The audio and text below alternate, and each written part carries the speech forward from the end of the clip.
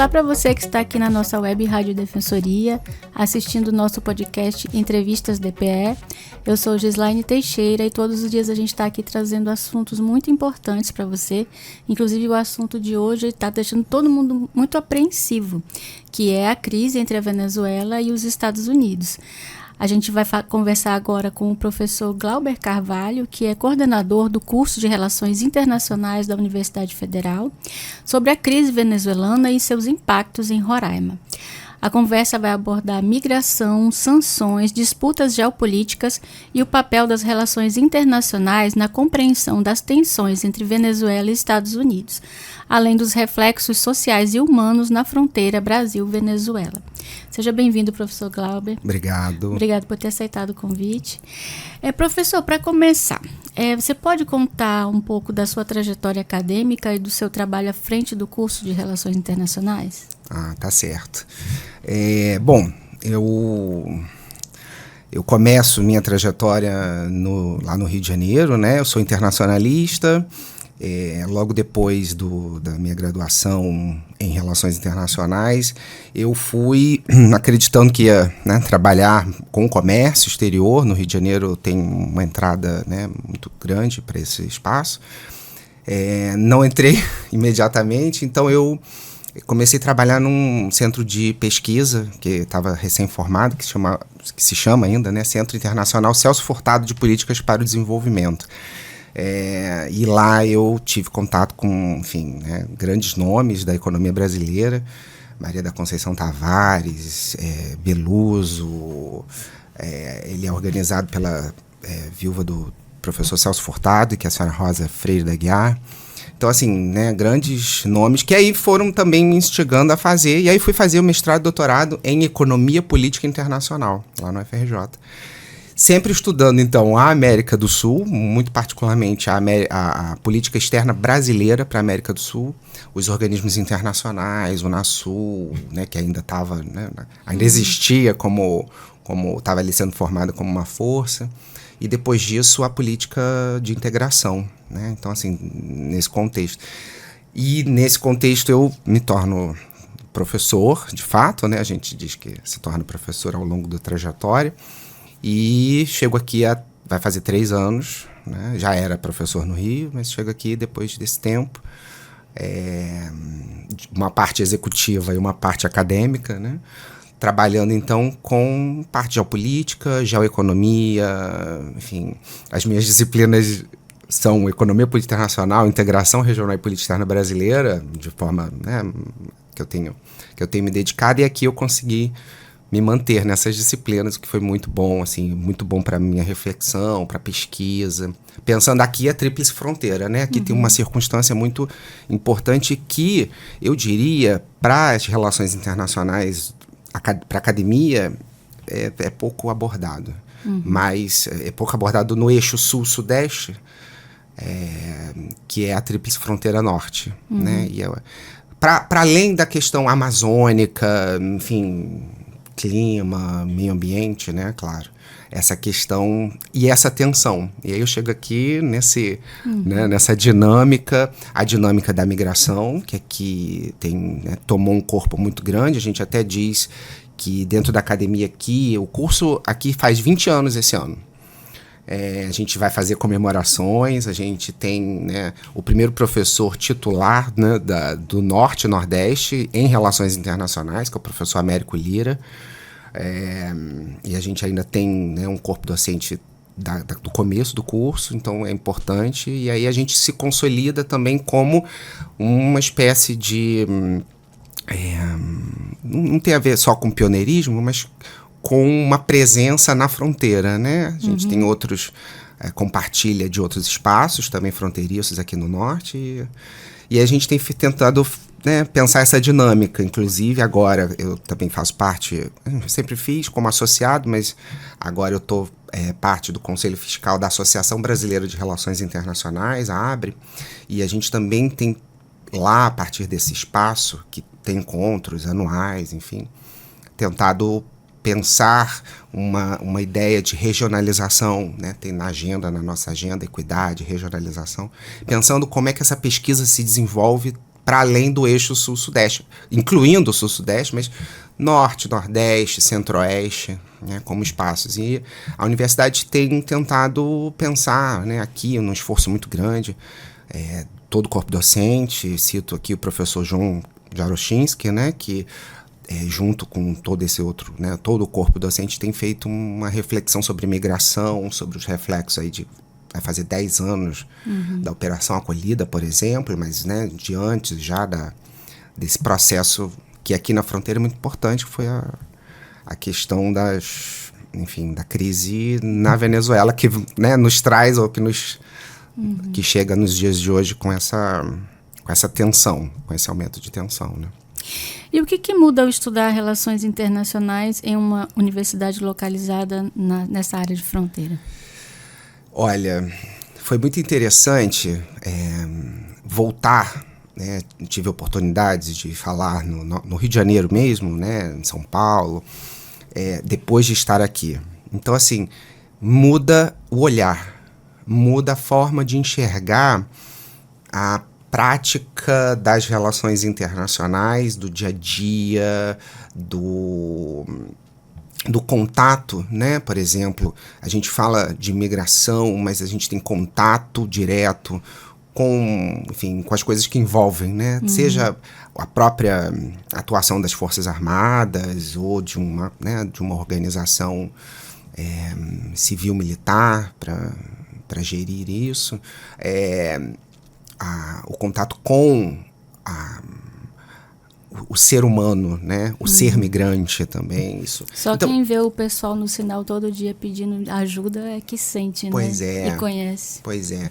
E assim, já fui rapidamente, tive essa oportunidade de tanto estar e, né, olhar um pouco mais para Caraima, quanto Bonfim, né? A gente tem ali umas circunstâncias completamente diferentes, mas que são exemplos de teorias que a gente estuda na academia e que a gente consegue enxergar, né? Quando a gente fala, por exemplo, talvez a gente vai abordar aí provavelmente a presença chinesa no continente.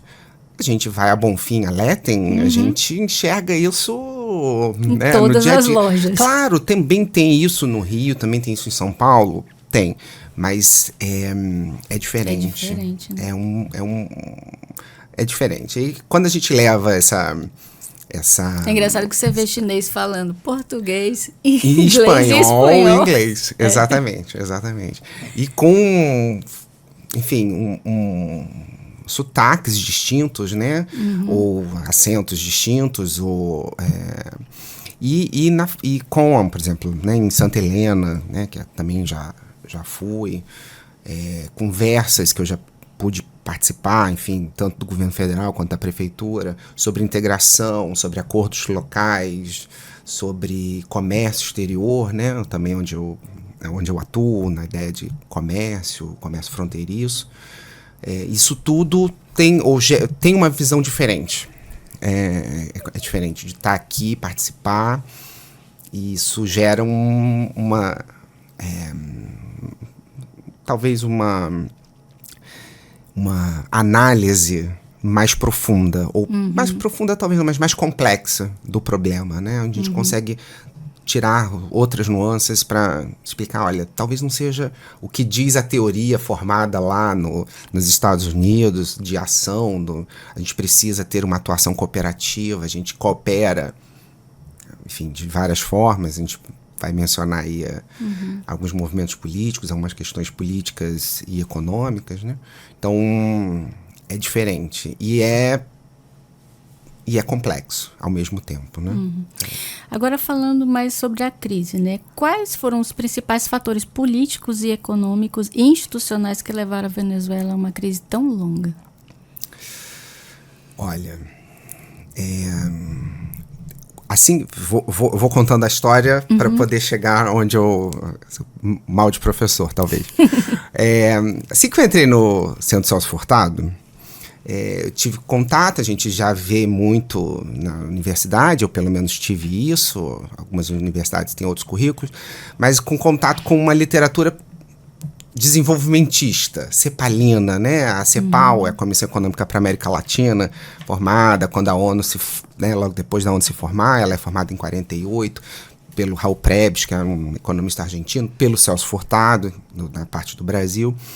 E eles vão pensar como é que o desenvolvimento latino-americano poderia acontecer nesse contexto que será a Guerra Fria. Uma das análises que vai... E aí eles vão formar as principais teorias, essa teoria centro-periferia do Prebisch, dizendo que a desigualdade do desenvolvimento tem relação com o desenvolvimento do capitalismo e o capitalismo latino-americano é distinto. Enfim. Qual é o prognóstico é esse, qual que é o tratamento, né? Aumentar a industrialização, portanto promover um processo de aceleração da industrialização, que naquele contexto ainda estava muito incipiente, e fazer um mercado regional e ter o Estado como o organizador disso, né? Então o Estado latino-americano assume um perfil de organizador da economia. Isso é tecnicamente contrário às teorias liberais, as teorias do norte, que já indicavam que dentro desse contexto, livre comércio, livre iniciativa, enfim, né, o Estado, e aí a gente vai utilizando isso até a década de 70, quando se amplifica a ideia do neoliberalismo, mas a ideia do liberalismo em si vai formando parte da construção desse mundo, e um dos estudos que a CEPAL lá na frente vai fazer é sobre a Venezuela.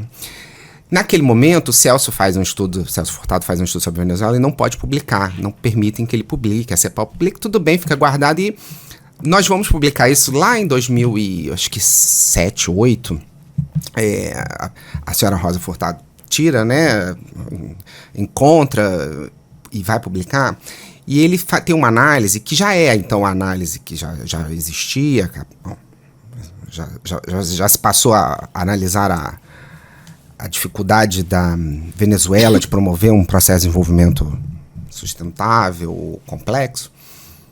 Por quê? E aí ele vai dizer isso lá atrás e que vale até hoje.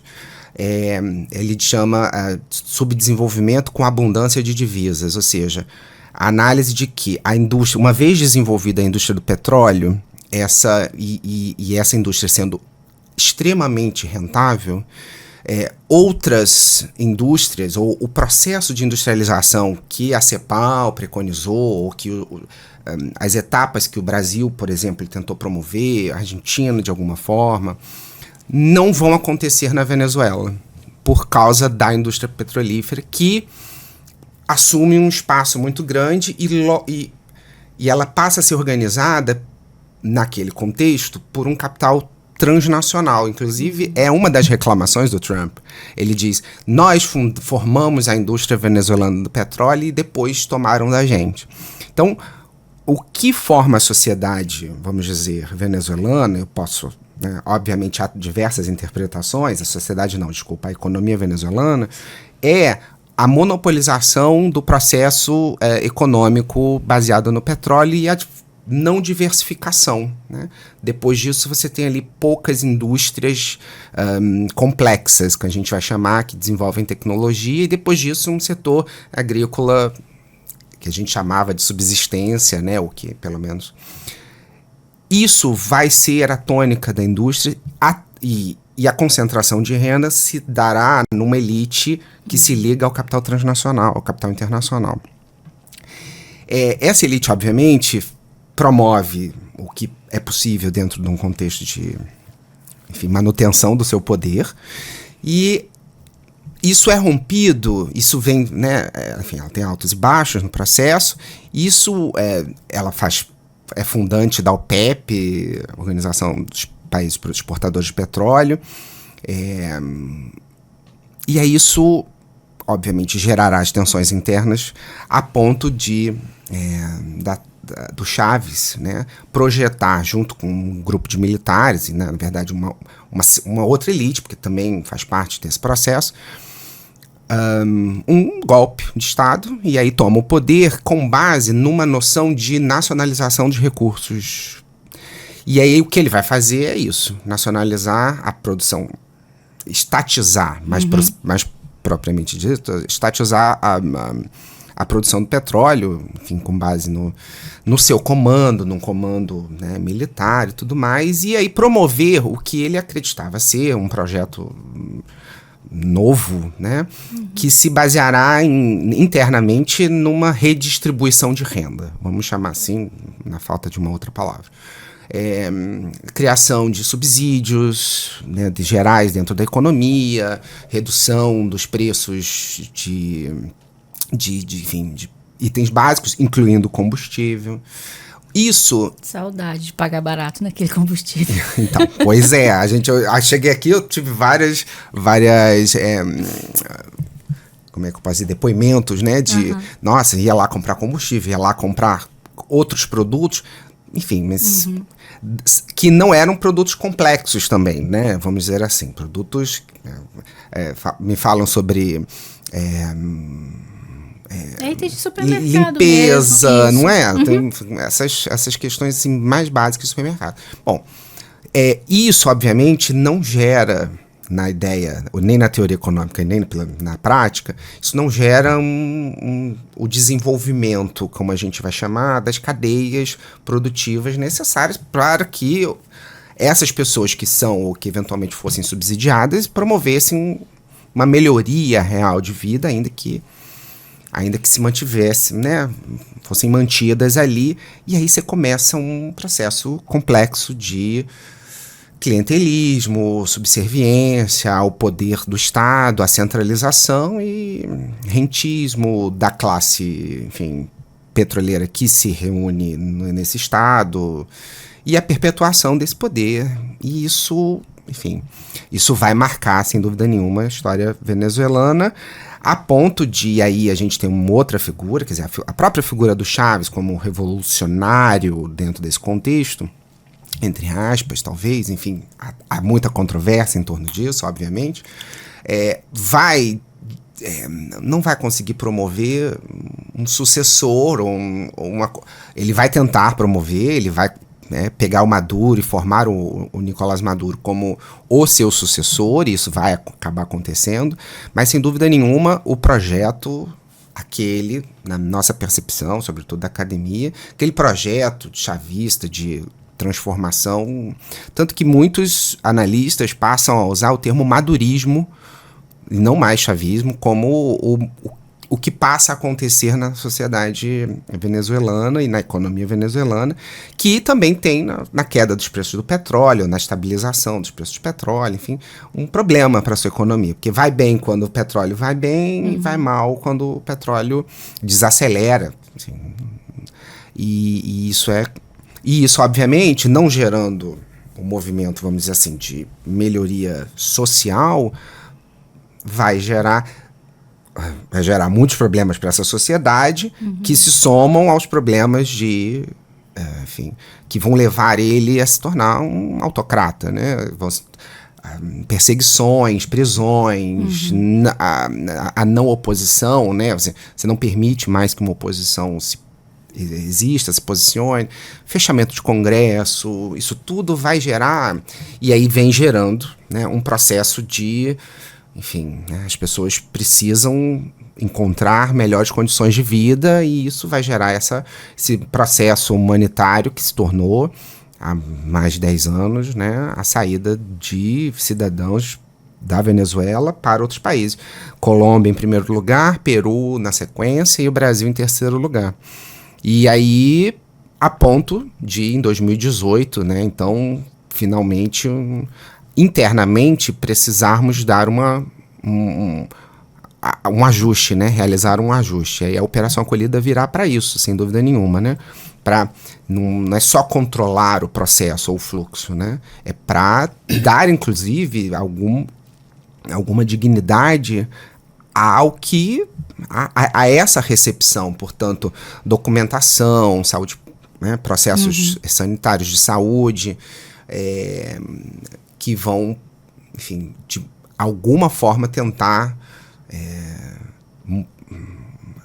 mudar, não é o caso, né, mas ajustar, né, a vida dessas pessoas que procuram melhores condições, né?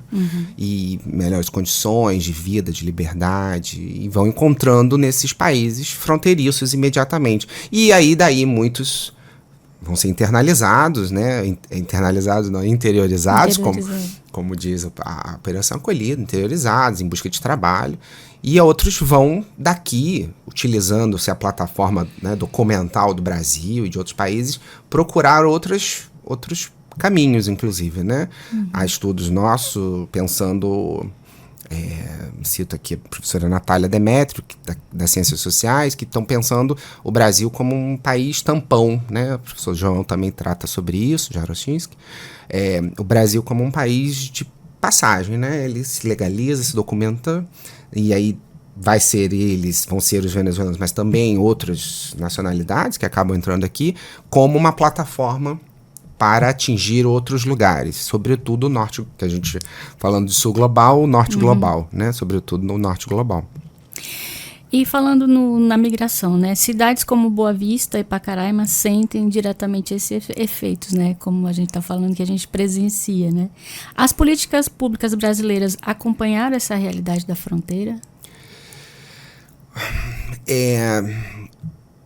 Acredito que elas vão tentando acompanhar, né? É tipo apagando incêndio, né? Exatamente. Não são... A migração é na minha percepção, né? Vou chamar aqui de acadêmico, né? Certamente o professor João Jaroszynski terá uma versão mais acabada e melhorada sobre migração especificamente. Mas a necessidade de organização legal, né, e social desse processo vai se dar conforme ela se intensifica, né? Você não tem uma organização prévia de algo que ainda não... né, ou uma legislação, ao mesmo tempo ela pode demorar mais ou ser mais rápida, dependendo da estrutura do Estado. Então, quando a gente vai formar o Estatuto, lá em 2017, já também tem um contexto específico. Então, é a tentativa da política pública de acompanhar, mas a gente é muito ciente de que a estrutura do Estado, tanto na sua organização legislativa quanto judiciária, a política a executiva também, mas a legislativa e a judiciária são complexas, né? E não são imediatas, ou pelo menos não na nossa expectativa de sociedade, às vezes, né? A gente tem algumas reclamações nesse sentido, ou observações nesse sentido, de que a concretização de uma política, criação de leis, de organização, elas são posteriores ao processo, né? E, portanto, levam em consideração tanto uma carga necessária de organização quanto uma carga política do que vem acontecendo, né? E aí eu tenho a impressão de que... eu vou falar de forma geral, acadêmica, que olhando para as legislações falta um pouco da percepção local, né? Talvez da percepção da vivência do legislador lá em Brasília, um pouco isolado do processo. Isso de forma geral, não é nem só para a migração, mas eu acho que é para o Brasil inteiro, desse tom, né? De entender e no caso da migração muito forte, porque a gente está lidando com pessoas, com questões específicas, entender a urgência dos processos, né? E como é que transforma isso em política pública e que precisa, portanto, de orçamento, de dinheiro, então, como é que mobiliza a verba, como é que tudo isso vá para o lugar correto, porque a gente ainda, né, no Brasil, seja na Venezuela, ainda tem um outro aspecto, que é esse aspecto de problemático da utilização do dinheiro público, né, muitas vezes.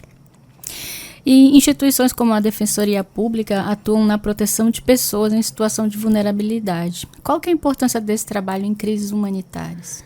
É fundamental porque é a garantia do direito, a garantia da justiça, num espaço no qual essa pessoa já vem vulnerabilizada de um processo que, enfim, imagina que no seu país não teve as mesmas, não conseguiu ter as garantias a ponto dela precisar, né, fazer o deslocamento. A gente está falando aí de uma maior parte, claro que tem deslocamentos voluntários, é uma outra questão, mas esse que vem vulnerabilizado, que não conseguiu, ao chegar num espaço organizado e que conseguiria atender a alguma expectativa de vida, né? de direitos, de liberdades. E aí, então, acho que é fundamental esse papel da sociedade, e aí, no caso, né, no papel de uma organização como a Defensoria, de estar na frente de batalha, né? Estar no apoio geral, garantindo esses direitos. E pensando um lado que também é humanitário, né? A gente fala do direito humanitário, a gente fala das questões em tempos de crise, mas dentro do direito internacional geral, mas que não é só para... de uma forma geral, vamos dizer assim, né? Para quem está sofrendo o problema e que precisa da garantia do seu direito. Então, assim, é fundamental, sem dúvida nenhuma. Há quem diga que a crise venezuelana ameaça a estabilidade da América do Sul. O que sustenta ou enfraquece essa ideia? Então, a gente tem falado que esse processo, né? Qual é o fato geral? Com o que a gente está trabalhando? Um ataque de um país a outro país. Ponto, né? E aí, desse ataque decorre o quê? A extração do comandante. O Brasil, por exemplo, nem os Estados Unidos nem declarou oficialmente o Maduro presidente, né? Não fez a aceitação, o reconhecimento. Né? Mas isso não significa que ele não fosse o chefe representante, a partir dele o Estado venezuelano estivesse organizado. Bom, o fato é que ele faz um ataque não só, enfim, ele faz um ataque militar, ele taca bomba, ainda que muitas teorias, né, estão dizendo, meio uma encenação, meio uma negociação, tem várias teorias em torno disso, mas ele mata civil nesse processo, e aí não só militares, mata, né, a gente sabe ali de uma série de militares, inclusive cubanos, que foram mortos em ação, mas extrai o presidente, o então presidente. Esse ato é uma violação ao direito internacional que foram os Estados Unidos que ajudaram a construir no mundo, já vinha de antes, mas no mundo pós-45, pós-Segunda Guerra Mundial, é a construção dessa ordem internacional liberal, cuja base vão ser, né, a gente tem na base as organizações internacionais, ONU, por exemplo, né, num sistema multilateral, e o direito internacional como uma base legal de ação. E é uma base legal, né, a gente pensa 40, né? É uma base legal para que não acontecesse outras circunstâncias, como a Alemanha, como a Itália, como o Japão, né? Um processo de expansão, enfim, inclusive dos movimentos, das questões sociais internas, do nazismo, do fascismo. E a gente organizasse, olha, não pode invadir. A soberania é uma marca fundante, né? A gente nas relações internacionais, na academia, a gente tem 1648, a Paz de Westfália, a formação da ideia da soberania. Pronto, não é do século XX essa ideia. Mas isso organizado num contexto de sistema internacional, com base na estabilidade de uma ordem, a gente fala de ordem, mas na verdade a ordem é construída por um acordo, né? É para que um poderoso não use a força. O Brasil tem falado, o embaixador na ONU falou, no Conselho de Segurança, e o presidente Lula vai utilizar essa ideia, para que não seja a lei da força, mas seja a força da lei, né, essa acepção. Então, assim, qual é a ordem? Você não invade um outro país. E isso está lá na Carta das Nações Unidas, isso E isso, na América do Sul, é inédito. Então, assim, como é que isso tensiona os outros países? Uma vez realizado, uma vez rompido isso, é o que eu falo, assim, qualquer coisa pode acontecer. E as justificativas é que são complexas, né? Ou pelo menos a falta delas.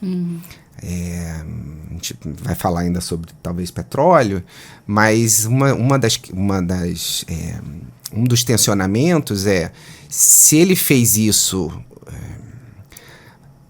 eu vou voltar 20 anos no tempo, né? A gente diz assim, a ONU tem dificuldades, a ONU é complexa, né? Ela é formada em 45 para estabilizar o sistema internacional, para ajudar, constrói um Conselho de Segurança que tem 5 países com poder de veto, portanto eles decidem, e se o que eles não quiserem passar, não passa, e ela fica ali paralisada durante a Guerra Fria, porque a gente tem um problema que é a bipolaridade da União Soviética com os Estados Unidos, pronto.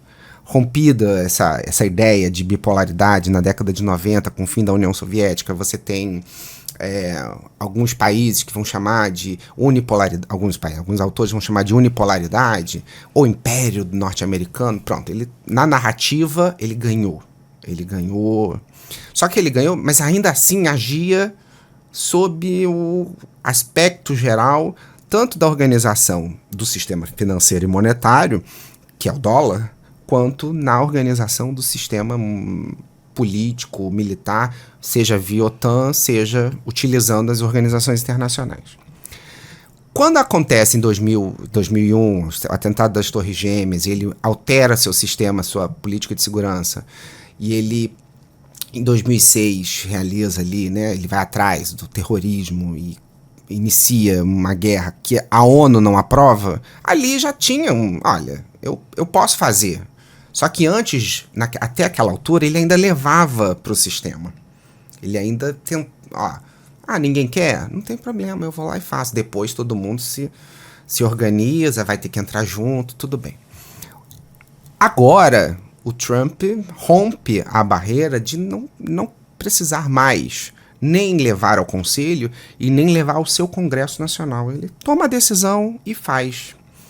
Isso a gente pode analisar o Trump, só a figura dele por dias a fio.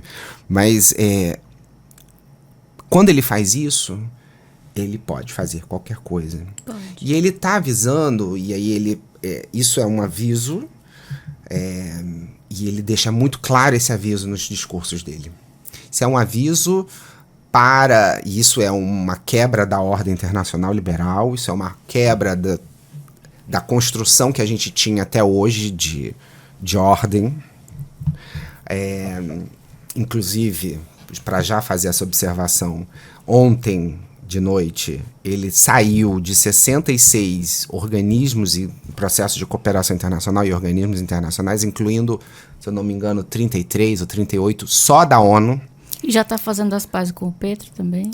Já ligou, já se comunicou com o Petro, assim, então esse abandono dessas organizações, incluindo a UNCTAD, que é sobre comércio e desenvolvimento, e outras, mudanças climáticas, o IPCC, enfim, isso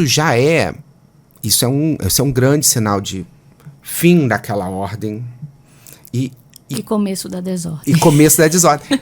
Exatamente, é o momento. A gente tem usado muito já há alguns anos, inclusive, a ideia gramsciana, né, que o Antônio Gramsci escreveu, de que estamos vivendo um tempo dos monstros. Ou seja, o velho ainda não morreu e o novo não tem condição de nascer. Ele está falando isso lá da prisão em que ele esteve na década de 30, porque não tinha a perspectiva ainda de uma mudança para o fascismo, né? Naquele processo que vai acontecer, vai ser a guerra e aí é uma alteração.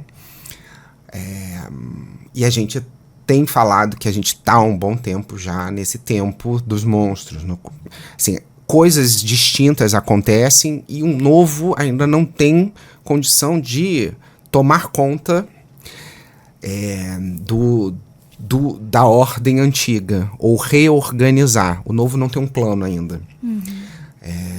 O professor Paulo Nogueira Batista, que foi do Banco dos BRICS, que foi da FMI, enfim, publicou também ontem. Está tudo muito acelerado, né? Está todo mundo analisando. E ele vai dizer, numa última matéria, que um dos piores cenários é uma potência desestabilizada. A gente tem várias teorias sobre a estabilidade hegemônica, né? Ou seja, é a potência, há sempre uma potência que estabiliza. Foi lá atrás, para os países ibéricos, depois Holanda, Inglaterra, Estados Unidos, e a nossa perspectiva de chegar em algum lugar que muitas análises estão levando para a China, com uma próxima potência hegemônica, mas a gente não tem o timing da China. A gente não conhece, de fato, o timing que ela disse para os Estados Unidos nas crises. Assim, vocês têm 250 anos de independência, eu tenho 5.000. Então, assim, não está claro. E aí, o pior cenário, de acordo com os analistas, e o professor Paulo fala isso agora, é a potência desestabilizada. É a que não sabe o que... E ela pode fazer o que for para tentar manter-se no seu status hegemônico. Quer ver uma das questões que vai levar ele a falar sobre... os Estados Unidos a falar sobre isso, é a estabilidade do dólar. É a possibilidade da China e dos países, e de alguns países, que aí a gente vai encontrar isso no BRICS, né? E no BRICS expansivo, porque ele está crescendo, é a possibilidade da desdolarização do comércio internacional, que não começa num grande acordo mundial. Começa aos poucos e num comércio intra-regional, que ela tem feito na sua região. E aí, quando ela expande isso para Brasil, Rússia, Índia, Indonésia, África do Sul, ela está dizendo, em algum momento, e cria um banco que tem um potencial gigantesco. Ela está dizendo, olha, em algum momento a gente vai deixar. Ela já tem acordos com o Brasil e já tem algumas coisas que a gente já faz a troca em moedas, que a gente chama moedas locais, não é verdade? Mas ou o futuro vai ser a desdolarização nessa projeção chinesa, né? Ou o futuro vai ser essa desdolarização com base numa nova moeda, que pode ser, inclusive o professor Paulo Batista fala sobre, é melhor que se crie uma nova moeda, ou a gente vai ancorar o nosso comércio, não mais no dólar, mas agora no renminbi. Pronto. Aí a moeda chinesa, a economia chinesa passaria a ser, a âncora desse sistema monetário e econômico internacional. Sobre isso, os Estados Unidos têm muito receio. Eles vão fazer crises desestabilizadoras na década de 70, quando se altera o sistema monetário internacional, financeiro, por causa de ameaças da Europa e de alguns outros países de deixar de usar o dólar. Ele vai submeter todo mundo a uma nova regra, vamos dizer assim, uma nova ordem monetária e financeira, que vai funcionar perfeitamente para a submissão dos países. A América Latina vai ficar 10 anos da década perdida, processos inflacionários, tudo vai ajustar. A Europa vai ser ajustada também. E aí, nesse contexto, ele está tentando fazer... Ele está se reorganizando. Tarifas para a China, tarifaço, é um processo de submissão geral, inclusive. Você precisa se ajustar à minha tarifa. Porque a minha tarifa não é para você, não. Minha tarifa é para a minha economia.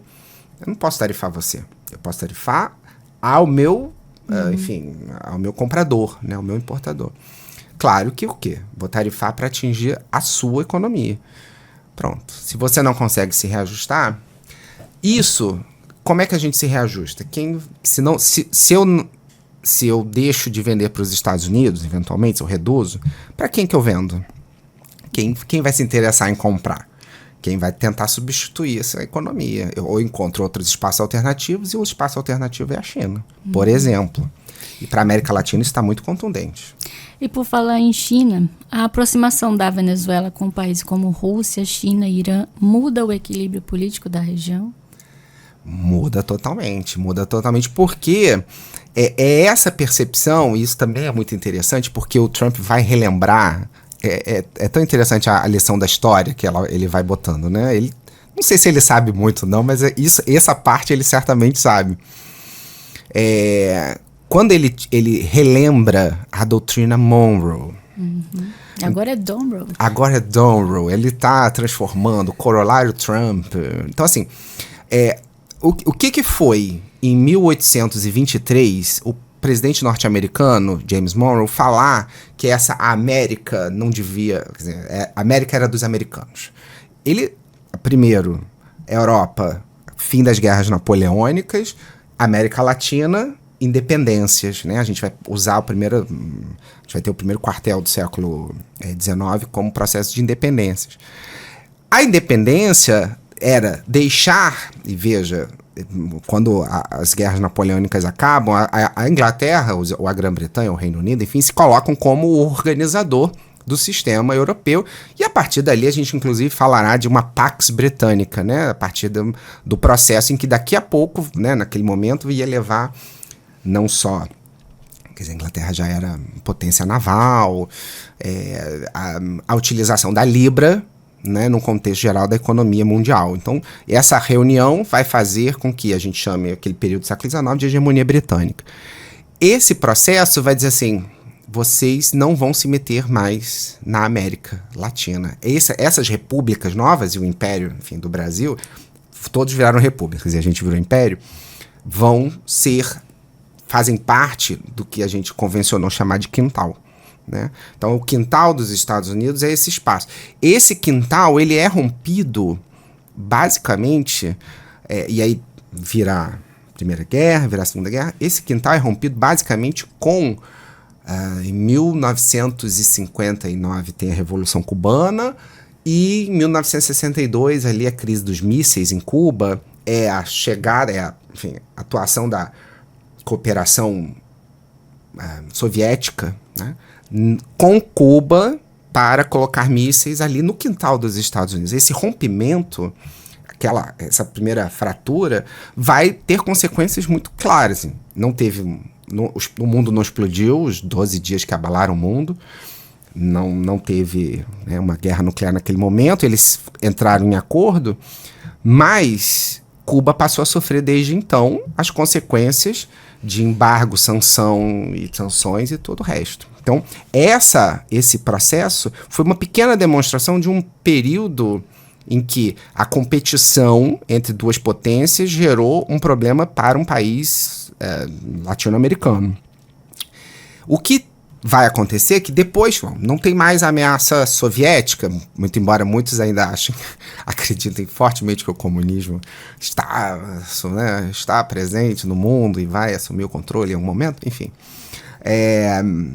Excluída essa reflexão, enfim, fora da realidade, a ameaça, a competição comercial, estratégica, que passa a ser com a China, passa a ser uma competição mais, ou num espectro mais econômico, infraestrutura, cooperação. Então, basicamente, a China se tornou o principal parceiro comercial de todos os países, praticamente, países da América do Sul e América Central, alguns. A Rússia tem pouca influência geral na América Latina, na América do Sul, salvo, por exemplo, né, acordos como acordos de segurança com a Venezuela, né, basicamente, e outros em que ela possa atuar em uma espécie de, enfim, consultoria e de treinamento, como a gente, né, eles vão ser treinados, enfim. E o Irã é mais complexa essa reflexão, porque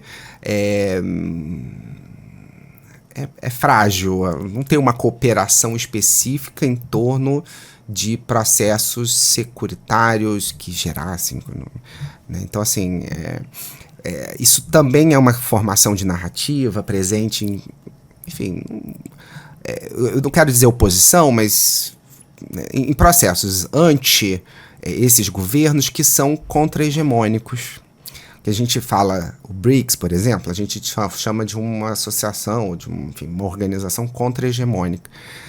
Na verdade, é para lutar contra essa imposição da força que os Estados Unidos vêm constantemente, organizando. E há essa lembrança constante de que nós somos quintal dele, que, portanto, nós precisamos... Até então, ele vai fazer intervenções com base no apoio lateral à formação das ditaduras, por exemplo, latino-americanas na década de 60. Depois disso, né, sempre teve isso como teoria, mas depois a gente vai verificar, olha, realmente os Estados Unidos incentivou, participou internamente na tomada de poder por uma parte dessas civis militares que vão tomar conta da América Latina, da América como um todo, né, da América do Sul em particular. Mas agora ele faz um ataque e uma extração com base no argumento de que, e nesse argumento formado internamente por uma oposição àquilo que está lá, né, e que ainda está lá, hein? A gente ainda precisa dizer que só foi retirado Maduro. Toda a estrutura de poder, enfim, permaneceu lá. Isso que a gente pode chamar de chavismo ou madurismo está, né, presente. Então, assim, ele faz isso e não tem um segundo plano, né? A princípio, porque qual é a questão? Ele exercita o quintal. Ele vai novamente dizer: China, não se meta não se meta, não tem como, já está no comércio, já está portos, aeroportos, né, muitas concessões, enfim. Mas ele vai dizer, não se meta no meu quintal. Doutrina Monroe, uma nova reorganização ou repaginação do seu contexto hegemônico e do que a gente chamou lá na Guerra Fria de esferas de influência, né? Essa esfera de influência, que para ele é o hemisfério ocidental, eles publicaram, o Marco Rubio, o secretário de Estado, publicou nas suas redes. Está sendo muito interessante porque também é uma guerra narrativa e uma guerra visual, né? Nas redes sociais, dizendo, olha, o hemisfério ocidental é dos Estados Unidos. Eles não têm mais pudor em dizer, falam tudo. Falei para os meus alunos, né? Agora a gente voltar às aulas para terminar o semestre, dizendo assim, tá tudo declarado. A gente precisa analisar e é tudo declarado com uma veracidade, uma ferocidade. É a verdade que eles estão construindo, ou que eles precisam construir para sua ação, para justificar, para as suas justificativas, e que eles já sabem que nem precisa mais justificar tanto. E aí eu ia falar da declaração do Marco Rubio, assim, eles publicam todas as entrevistas, isso assim, é muito organizado, né? Eu acho que também faz parte do processo. Ele fala ipsis literis, ele fala, não tem nada a ver com o bem do povo venezuelano, isso aqui tem a ver com o interesse do povo norte-americano, do estadunidense, né? Nem do norte-americano, do estadunidense. Então, assim, é complexo e ao mesmo tempo é literalmente tão... uma pilhagem, né? Exatamente.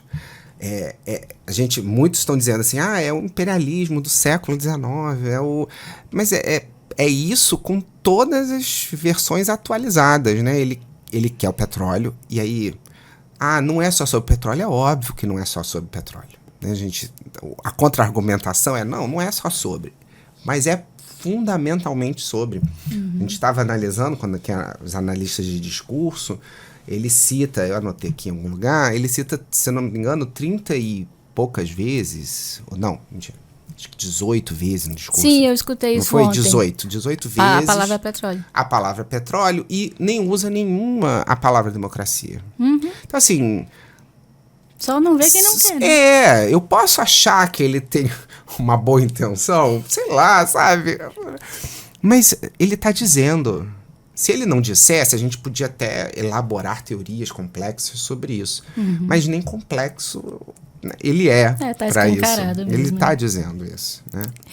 E o Brasil sempre teve papel de diálogo, né, na região. E que espaço o país tem hoje para ajudar em soluções para a Venezuela? O Brasil está seguindo, né, no que tange a política externa brasileira especificamente, ele está seguindo o manual correto, vamos dizer assim, da sua diplomacia tradicional, né? A diplomacia que a gente tanto tenta explicar para os alunos do Barão do Rio Branco, a formação do processo diplomático brasileiro. O Brasil se entende como uma potência regional, tem toda uma capacidade de diálogo, inclusive tentou ser mais uma potência, inclusive estabilizadora da região, quando propôs a Unasul, a União das Nações Sul-Americanas. Enfim, ele tentou ser mais, né?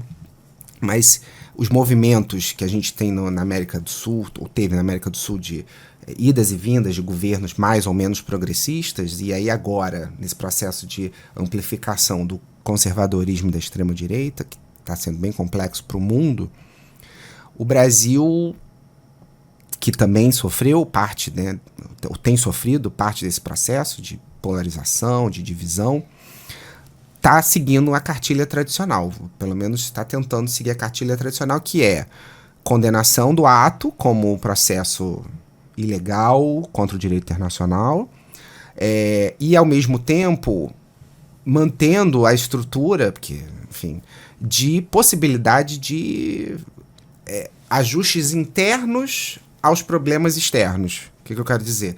Está ali a acolhida, a gente mantém o período, né, o processo de possibilidade de acolhimento, enfim,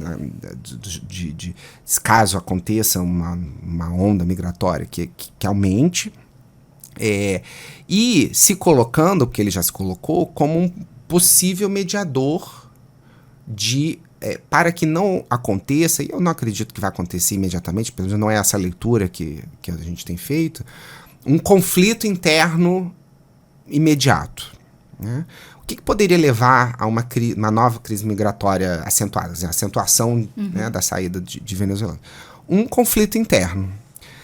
Nada leva a crer que os Estados Unidos vão fazer guerra tradicional. Assim, não me parece, ou não nos parece, a parte da academia, que isso vai acontecer. Então, assim, se não tiver a desestabilização interna, a saída de venezuelanos seria uma saída normal, aspas, normal, num fluxo que a gente já reconheceu aqui que foi declinante, né? No período, há picos durante o ano, mas nos últimos anos, no último ano, sobretudo, foi declinante. Esperava-se até uma saída muito maior na época da eleição, enfim. Então, como é que ele pode ajudar a estabilizar a região, a política externa brasileira, né? Se estruturando internamente ou se organizando internamente e nos fóruns possíveis multilaterais condenando a ação. Então, foi na OEA a condenação, foi no Conselho de Segurança da ONU condenar a ação, estará presente, né, nos processos, mas e a gente tem uma situação complexa que nós também estamos negociando essa história de tarifaço, né? Então, assim, nós também possuímos um processo de negociação com os Estados Unidos, dos quais, quer dizer, no interesse, se é possível existir, se é possível a gente ainda tratar alguma ideia de interesse nacional, o interesse nacional econômico para setores produtivos é que não houvesse tarifaço e que o processo eu vou chamar de liberdades do comércio internacional se mantivesse dentro de uma estrutura que era antes. Mas e esse processo avançou. Ele retirou, reduziu uma boa parte, retirou dos principais produtos do que o Brasil exporta. Então, se colocar numa posição ofensiva não me parece ser a opção brasileira, né? Então, assim, ele não vai agir contrário, ele precisa só se resguardar. E aí a gente volta naquela ideia geral, né? Não só a política externa brasileira, como a política externa colombiana, a política externa peruana, a política externa, inclusive, a gente não trata, não está falando agora, da Guiana, né? Então, assim, a petróleo e o desenvolvimento da Guiana está sendo baseado fortemente nisso. E fortemente na associação com o capital internacional, que obviamente também precisa. Então, assim, a tensão geral, tensão e atenção, né, vão para esses lugares. Quer dizer, o que os Estados Unidos podem querer agora e que a gente pode negociar, ou que a gente precisará negociar? Será que ele vai parar por aí? E eu acho que, né, a gente estava falando, eu acho que ele desfocou um pouquinho nesse... Veja, a gente está falando de acontecimentos de sábado. Exatamente. Né? A gente vai chegar ainda nem 5 dias 5 só. dias, né?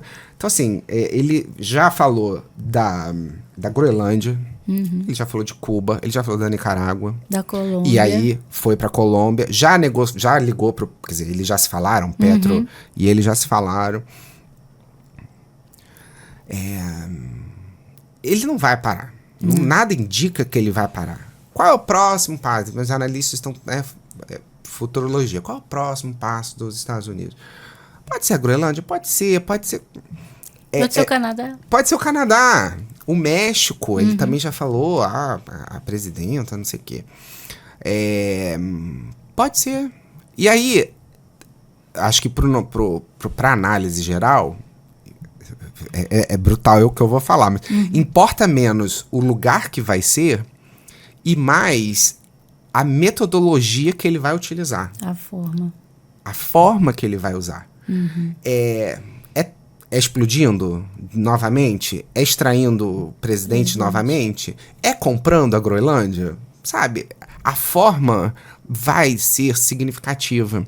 E aí a gente vai ver. Inclusive, isso é bem... Eu mencionei, né? A gente esse ano formou uma turma está formando uma turma da especialização em proteção de direitos humanos e prevenção de racismo e xenofobia, lá na UFRR, né? Uma parceria com o Ministério dos Direitos Humanos e Cidadania.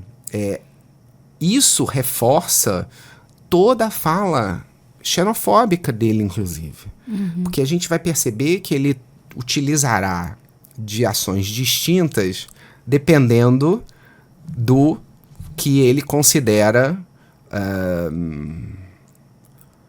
padrão, né? Do seu padrão de mundo, né? Então ele vai usar de armas e bombardeio com um país latino-americano, sul-americano, mas... Que não tem como se defender dele, que não né? vai... E vai usar de negociação, de compra. Nada indica que ele vai explodir a Groenlândia. Ele vai negociar, porque faz parte da OTAN, a Dinamarca, né, a qual a Groenlândia é subordinada. Pronto. Isso já demonstra uma forma distinta de ação no cenário internacional. Ele não tem nenhuma expectativa que ele exploda o Canadá. Entendeu? Tomara. Então, e aí ele ao mesmo tempo vai ou pode se utilizar disso com a Colômbia, né? E aí a gente não sabe qual que vai ser o futuro, né? Já vi algumas análises também, que, por exemplo, ele está aqui do lado. Amazônia e mudança climática, ele nem acredita, né? No seu negacionismo científico, enfim, ele nem acredita nisso. Mas ele está do lado da Amazônia, né? Do sistema, ou de um sistema complexo que tem uma diversidade e que tem reservas não só biológicas, né, enfim, mas também água doce, que se junta lá no Brasil ao aquífero Guarani, lá embaixo. Então, assim, E a gente também tem pré-sal, a gente também tem petróleo. Terras raras. E terras raras. Então, assim, pensa, é um conjunto, né? Assim, hoje ele não sabe, precisa tanto de água, mas a gente estava relembrando, né, os nossos grupos de debate, há 20, 30 anos atrás, a gente tinha alguns filmes, algumas projeções de que o problema da água doce era para beber, né? Agora é para esfriar data centers, né? Então, assim, ainda tem toda uma conexão que a gente não está analisando e que se conecta a isso, né? Eu soube ontem que a Starlink, que é do amigo dele, ou pseudo-amigo, ou brigas, enfim, mas né, vai fornecer 1 mês de internet grátis para os venezuelanos, para a Venezuela, assim, está tudo relacionado, né? Obviamente isso está tudo relacionado a um projeto, né? Que é um projeto de dominação que, veja, não é só petróleo, é petróleo. Sim. na sua essência, né? Como vai ser administrando outra coisa. Ele ontem fez uma negociação, a princípio, com a Delcy Rodrigues, de que a Venezuela vai comprar somente, ele posta, né? Ele gosta de postar as coisas com letras maiúsculas, assim, somente produtos dos Estados Unidos com dinheiro da inversão do petróleo, né? Produtos agroalimentares. Qual é a base da economia? O que mais a economia venezuelana tem que não, além do petróleo, além de algumas outras indústrias menores, é o seu sistema agroalimentar. Se esse sistema passa a ter que comprar dos Estados Unidos, você imagina como vai ser o processo e se internamente esse sistema altera. E aí lá existe um sistema de, não vou chamar de Bolsa Família, mas é um sistema de cesta de comida, né? Eles indicam como segurança alimentar, né? Então, o processo para atingir a segurança alimentar, entrega de comida, tal, que vem do seu sistema agrofamiliar, praticamente, né? Se isso se rompe, inclusive, que já é uma camada muito empobrecida da população, que produz internamente, entrega para o Estado, entrega, obviamente, vendendo,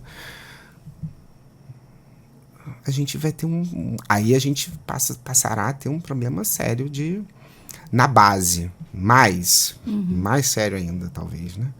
Que é o rompimento dessa cadeia, que é uma cadeia de, enfim, agricultura de subsistência, pequena agricultura, ainda que também atinja, eventualmente, uma agricultura um pouquinho maior. Mas é o tipo de acordo que só remonta ao exclusivo colonial lá da época da colônia, da primeira colônia nossa. Quer dizer, ele só poderá negociar com os Estados Unidos aquele dinheiro. Né? É quase um exclusivo colonial. E que remete a uma insegurança geral para a América do Sul. Se ele está fazendo isso com a Venezuela, poderá fazer com outros. Então, assim, isso abre essa brecha e abre essa tensão para a gente. Então, professor, agora a gente vai ligar o Wi-Fi da nossa bola de cristal. Para você dizer quais os caminhos você enxerga para o futuro da Venezuela e da região. Olha, a gente trabalha com mais cenários do que previsões, né? Então, assim, a gente trabalha com alguns cenários. Vou mencionar aqui talvez 2. Um cenário é o cenário de manutenção do que tá, de como está hoje. Manutenção é um acordo dos Estados Unidos, desses Estados Unidos do Trump, com a estrutura de poder que está lá posta, do madurismo, do Congresso reorganizado. E a manutenção disso vai ser a manutenção de tudo que já vinha antes, com uma piora geral em todos esses aspectos que a gente falou, que é a renda do petróleo, ainda que eventualmente novas distribuições de renda sejam feitas para manter o sistema, e, portanto, a manutenção. O outro cenário, que também é muito possível, a troca do que está aí. A troca de fato, que era o que se esperava, né? A expectativa era, bom, tirou o Maduro, saiu todo mundo. Coloca a oposição, né? E coloca a oposição. Pronto, a oposição nesse espaço, ela vai... É muito complexa. Ela poderia desencadear, e aí é um cenário bem complexo mesmo. O período de transição que está sendo publicado, eles estão... O secretário de Estado tem falado sobre isso, e é ele quem vai acompanhar, que o Donald Trump designou. O período de transição poderia ser a reorganização da estrutura de poder com base na retirada dessas figuras clássicas ali do madurismo, que é o ministro da Defesa hoje, o ministro do Interior, que eles chamam, e a vice-presidente. E o seu irmão, que é o presidente do Congresso. Então, essa retirada de figuras se conectam com a importância que as Forças Armadas na Venezuela adquiriu ao longo desse tempo todo. Então, assim, a base do sistema social, manutenção do poder com base na expressão militar. Então, para fazer isso, é possível que esse cenário gere algum tipo de confronto. Nem todo mundo vai querer sair, ou vai ser cooptado a se ligar a essa negociação. Seja o cenário da manutenção dessa estrutura, seja o cenário da alteração dessa estrutura, os Estados Unidos não vão sair. Então, assim, na bola de cristal que a gente pode pensar, nenhum deles haverá o processo que a gente fala tanto, a gente pensa, a gente tem reflexões sobre autonomia. Em nenhum desses haverá autonomia do povo venezuelano de organizar seu próximo futuro, vamos dizer assim. Ainda que eleições possam ser tomadas ou feitas, ainda que essas eleições sejam garantidas e tragam resultados, se o resultado for o que hoje é oposição, um grupo, enfim, os Estados Unidos estão garantidos. Se o resultado não for a situação, os Estados Unidos estão garantidos, porque eles já negociaram. Então, vai demorar um bom tempo, e eu acho que, né, assim, vai requerer uma nova repactuação interna da sociedade venezuelana de determinar o que será autonomia para eles.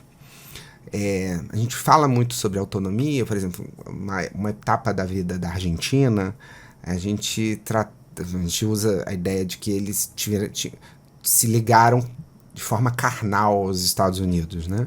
O Carlos Menem, na época, né? Na década de 90, e aqui era o Fernando Collor. Todos fizeram uma ligação muito forte com os Estados Unidos, e outras expressões mais recentes, como o Bolsonaro, como o Milei, né? Então, assim, esse é um aspecto muito semelhante. Só que nesses períodos em que a gente estava incorridos nisso, a Venezuela estava fazendo uma oposição, né? Um pouco depois, no caso mas a relação carnal, ou retomando essa ideia de relação carnal, nos parece hoje que está colocado novamente não, para a Venezuela vai ser a tônica, né? Infelizmente. A ligação agora, e que não vai ser só pela indústria do petróleo. Certamente vai administrar outros setores da economia, inclusive tentando extrair mais coisas, né? Ouro, terras raras, assim, haverá outras questões em torno disso, né? Mas essas são as previsões dos dois cenários principais, assim, que a gente lê. Eu só tenho uma coisa a comentar. Que Deus proteja a todos nós. Exatamente. É uma coisa que se falava do México, né? Tem uma frase que é tão perto, tão longe de Deus, tão perto dos Estados Unidos, né? Professor, muito obrigada pela sua entrevista, Obrigado pela você. sua presença. Vamos esperar, né, que essa situação, pelo menos, não piore, né? A gente agora a gente está acompanhando, né? Todo o tempo, escrevendo a história ao vivo, né? Ao vivo, a gente até tem brincado. Às vezes é cansativo você acompanhar. E aí a gente... Tô falando aqui uma coisa hoje que amanhã não é ele mais. Pode explodir a Groenlândia. Amanhã ele e aí ele muda. Não quero mais a Venezuela. Essa falta de previsibilidade também é estratégia Sim. dele, né? Então, assim, é uma estratégia geral. A imprevisibilidade previsível, como menciona a professora Cristina Pesequilo. Assim, é estratégia. O que eu vou fazer? Ninguém sabe, logo ninguém consegue se preparar. O que a gente faz é quase reativo. É método. Obrigada, professor, mais uma vez. Obrigado, Gisele. A gente vai ficando por aqui. Você pode acompanhar essa entrevista, rever, compartilhar no nosso YouTube, no Deezer, no Spotify. Segue o Instagram da Defensoria, @DefensoriaRR, porque também a Defensoria está muito preocupada com essa situação do aumento da migração, né, da gente conseguir atender todo mundo, né? Então fica ligado para você saber dos próximos passos, o que vai acontecer no nosso mundo. Obrigada, professor, e obrigada pela sua audiência. Até a próxima.